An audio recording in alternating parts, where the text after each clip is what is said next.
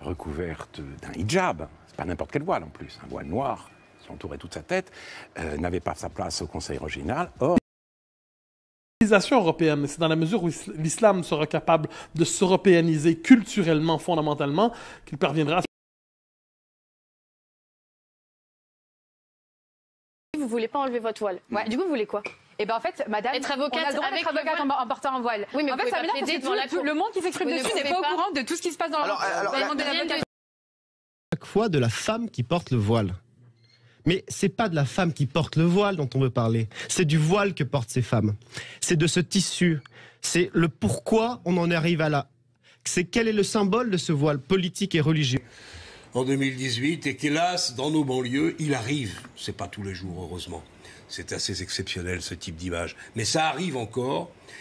Et qu'est-ce que ça indique? Je sais pas, ça indique que le chemin sur certaines questions pour les musulmans pratiquants, ça indique probablement que le chemin de l'intégration est encore long, qu'il sera difficile, qu'il sera culturel.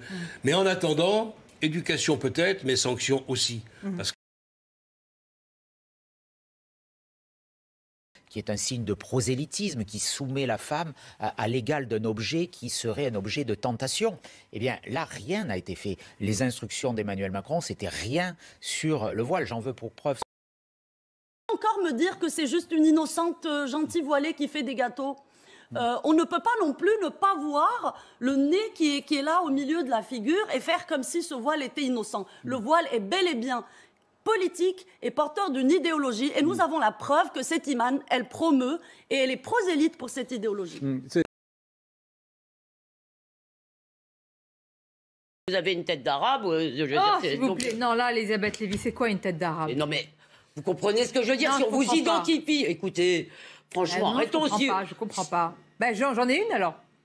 Oui, ça se voit que vous avez une origine, mais ça n'a rien de... C'est un constat. Écoutez, ça tombe bien, je suis très fière de mes origines. Oui. Tout aussi. Si une femme voilée monte dans un bus, je descends. Vous descendez, vous, si une femme voilée monte dans un bus dans lequel non, vous êtes? Mais ça me gêne beaucoup. Ça vous gêne? Ça me gêne. Alors, maintenant, ça me gêne quand vous voyez des...